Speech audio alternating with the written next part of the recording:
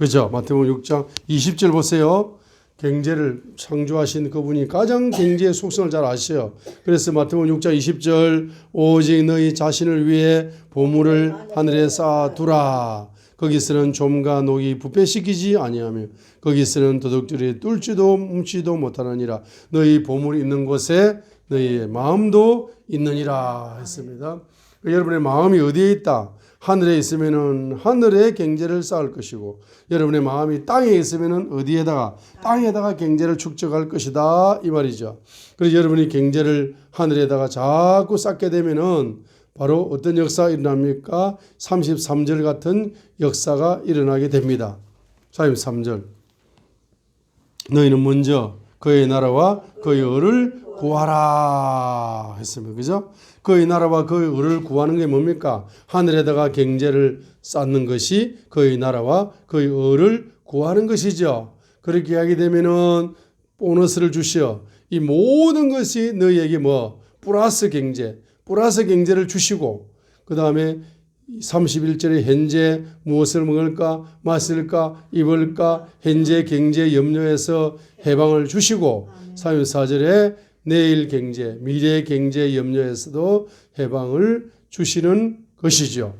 자, 그러니까 여러분이 첫 번째로 여러분이 바로 먼저 그의 나라와 그의 의를 구하는 방법이 뭡니까? 여러분의 경제 우선순위를 천국 은행에다가 경제를 먼저 저축을 하시는 것이 그의 나라와 그의 의를 구하는 거죠. 이렇게 구하게 되면은 주님이 어떤 축복을 주신다? 첫 번째는 바로 이 모든 것을 너에게 플러스해 주시는 경제가 플러스 된다는 이야기입니다. 그죠? 두 번째는 뭘 주신다? 현재 경제 염려에서 해방을 주신다. 세 번째는 뭘 주신다? 미래 경제 염려에서 해방을 주신다. 그래야 여러분의 손을 점점 빈손을 뭐로 만들어 주신다? 큰 손으로 만들어 주는 겁니다. 정말로 특이한 방법으로 뭡니까? 그 학원이 말입니다. 학생들이 늘어나 버렸어요. 늘어났습니다. 그래서 안산에 동산고등학교 기독교 학교가 있어요. 거기에 이제 고2짜리들, 고1, 고2, 고3짜리 한 명이 왔는데 전교 1등 0.1% 안에들은 공부를 잘하는 학생이 온 거라. 오니까 말입니다. 오자마자 뭡니까? 한 명을 놓고 가르치는데 어떻게 합니까? 바로 깨버린 거예요. 공부 잘한다고 말이에요. 교만해가지고 그래야 되느냐 하면서 교만하니까 그렇지 하면서 막 공부 잘하는 것들을 교만하다고. 이 사람이 공부 잘하는 사람한테 상처가 많은 사람이거든. 자기 학교 다닐 때 그렇게 신앙생활 잘하는데 머리가 안 돌아가더래. 항상 꼴찌에서 왔다 갔다 하는 사람. 그러니까 공부 잘하는 친구들 보니까 잘난 척하고 하니까 상처가 많아. 그러니까 말입니다. 그 한 명 학생을 가르치면서 전교 1등짜리 왔는데 가르치면서 뭐 한다? 자기 상처를 막 쏟아내는 거예요. 그래서 공부 잘하는 것들을 교만해가지고 막 인간이 안 돼요. 공부 잘한다고 떼냐 하면서 깨버린 1시간 동안 막 잔소리를 해버린 거야. 그래가지고 이제 가르쳤는데 그 애가 말입니다. 자기 친구 3명을 데려온 거야. 진짜 선생을 만났다는 거야. 진짜 선생을. 예? 진짜 선생이 어떤 선생이 하니까 자기 내면에 교만이 있는 걸 알고 막 욕을 하면서 막 깨달아는 거야. 야, 이런 선생이 진짜 선생이다. 좋은 말만 하는 선생이 아니고 이 진짜 선생이다. 그 3명 소개하고 그 3명을 또 막 또 깨버렸어. 깨는데 그래가지고 학생들이 말입니다. 7,000명이 된 거야. 학원에 학생이 7,000명이 되니까 학원 재벌이 되는 겁니다. 할렐루야. 자, 그래서 그와 같은 이제 간증을 여러분의 간증의 주인공이 되시길 바랍니다. 주님은 누구시다? 만왕의 왕이 되시다. 그분은 뭘 통치하신다? 영적 세계를 통치하시고 인간 세계를 통치하시고 특별히 경제 세계를 통치하시고 특별히 뭡니까? 이 만물 세계도 통치하시는 분이죠. 그래서 마태복음 21장 19절에 보시게 되면은 바로 한 무화과 나무를 통치하시는 거죠. 마태복음 21장 19절에 자, 그분께서 한 무화과 나무를 길에서 보시고 거기로 가셨으나 잎사귀 외에는 거기서 아무것도 찾지 못하셨으므로 그 나무에게 이르시되 이제부터 영원토록 내게서 아무 열매도 자라지 아니하리라 하시며 곧 무화과 나무가 말라 버리니 했습니다. 그래서 이런 식물 세계도 다 뭐 하신다? 그분이 통치하시는 것입니다. 그분이 만물 세계도 통치하시는 누가 되신다? 만왕의 왕이 되시는 것입니다. 그래서 시편 19편 10절에 있는 것처럼 우리가 만왕의 왕이 되시는 예수님에게 헌금을 드리면서 주님은 만왕의 왕이십니다라고 이 동방 박사들처럼 신앙 고백을 하게 될 때에 우리의 생애 속에서 부요가 차고 넘치는 기적이 일어날 줄 믿습니다. 시편 19편 10절에 보게 되니까 앞에 있는 7절부터 9절까지가 주님의 말씀을 7가지로 소개한 거죠. 주의 율법은 완전하고 주의 정언은 확실하고 주의 법규는 올바르고 주의 명령은 순수하고 주님을 경외하는 것은 깨끗하게 영원토록 지속되고 주의 판단들은 진실하고 전적으로 어렵다. 10편 19편 7절로 8절에 나오는 말씀의 속성을 이야기하는 거죠. 말씀의 속성. 그래서 10절 보세요. 그 말씀들은 금보다 참으로 많은 정금보다 더 사모해야 할 것들이며 꿀과 벌집보다 더 달도다 했습니다. 그래서 말씀은 뭐와 같다? 금과 같다. 말씀은 뭐와 같다? 꿀맛이다 했어요. 따라합니다. 말씀은 금과 같다. 말씀은 금이다. 말씀이 뭐라고요? 금이요, 금. 그래서 여러분들이 뭐죠? 이 말씀의 금을 여러분들의 영혼의 창고 속에 다 가져오는 것입니다. 레마로 가져오는 겁니다. 레마로 가져와 가지고 그 말씀을 통해서 왕의 명령을 받아 가지고 그 명령을 순종하는 것이 뭡니까? 금을 드리는 신앙 고백이다 이 말이에요. 자, 이 동방 박사처럼 헌금을 드려서 주님은 만왕의 왕이십니다라고 신앙 고백하는 것처럼 저와 여러분들도 바로 금을 들여서 헌금을 들여서 신앙 고백을 하셔야 되는데 어떻게 하시는 것이 헌금을 들여서 신앙 고백하는 겁니까?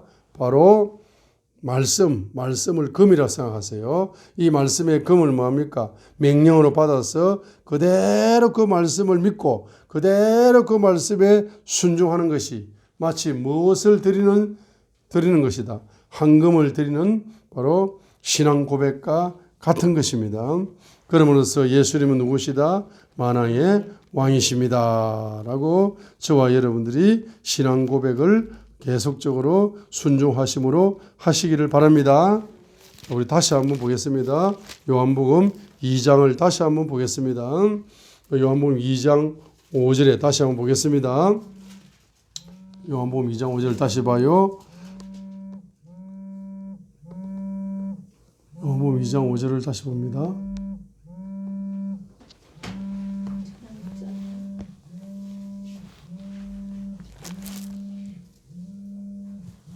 요한복음 2장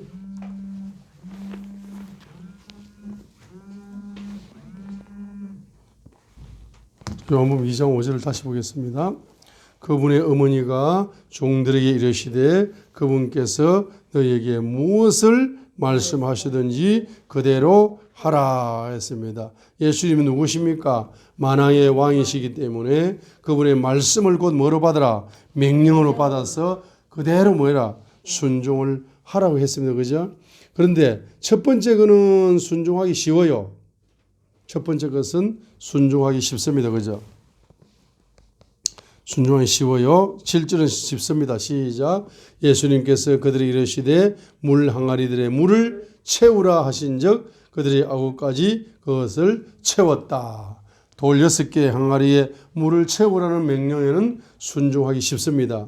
그런데 8절은 순종하기 불가능합니다. 그죠? 그분께서 그들이 이르시되 이제는 떠서 잔치를 맡은 자에게 가져다 주라 하시매 그들이 그것을 가져다 주었더니 했어요.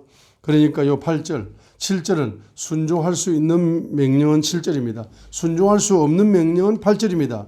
그런데 순종할 수 있는 명령도 순종하시고 순종할 수 없는 명령도 순종하는 것이 진정한 순종이죠. 자, 이럴 때 기적이 일어난다는 겁니다. 기적의 법칙이죠. 우리 인생에 기적이 일어나려면은 자, 특별히 열왕기상 17장 2절부터 이제 한번 7절까지를 보겠습니다. 자, 2절부터 이제 엘리야 선지자에게 주님께서 명령을 주십니다. 열왕기상 17장 2절에 명령을 주십니다. 주의 말씀이 엘리야에게 임하니라. 자, 이 임하니라 했는데 이것이 주의 명령이 엘리야에게 임하니라와 같습니다. 엘리야는 말씀을 명령으로 받았습니다.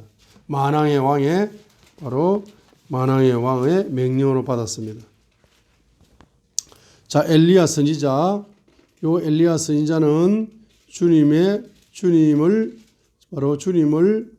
만왕의 왕으로 섬기는 사람입니다. 자, 섬기는 사람입니다. 첫 번째로는 주님을 만왕의 왕으로 섬기고 두 번째는 전쟁의 왕으로 섬기는 사람이 엘리야입니다. 그래서 열왕기상 18장 15절을 보시게 되면은 엘리야 선지자는 주님을 누구로 섬긴다? 전쟁의 왕으로 섬깁니다. 전쟁의 왕으로. 자, 열왕기상 18장 15절 읽어요. 엘리야가 이르되 내가 서서 섬기는 만군의 주께서 살아계심을 두고 맹세하노니. 그래서 내가 섬기는 누굽니까? 만군의 주께서 살아계심을 두고 맹세한다 했습니다. 그래서 열왕기상 18장 15절에 엘리야가 섬기는 하나님은 첫 번째는 누구다? 바로 만왕의 왕이시고 두 번째는 전쟁의 왕이시다. 그래서 열왕기상 18장 15절이 바로 전쟁의 왕이시다. 열왕기상 18장 15절 읽어요. 시작.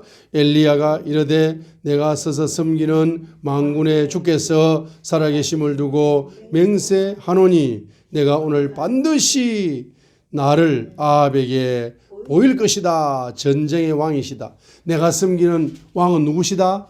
전쟁의 왕이시다. 그래서 갈멜산에서 바로 전쟁하는 겁니다. 만왕의 왕의 이름으로 전쟁의 왕의 이름으로 전쟁을 한 사람이 엘리야입니다. 그런데 이 전쟁의 왕이 누구시냐 하면은 만왕의 왕이시다 이 말입니다. 그래서 열왕기상 17장 2절에 바로 주의 말씀이 엘리야에게 임했는데 그 말씀이 뭐로 임했다? 명령으로 임한 겁니다. 명령으로 임한 것입니다. 그래서 만왕의 왕의 말씀을 명령으로 받았습니다. 그런데 그 명령은 어떤 명령입니까? 3절 보세요. 너는 여기를 떠나라. 두 번째는 동쪽으로 가라.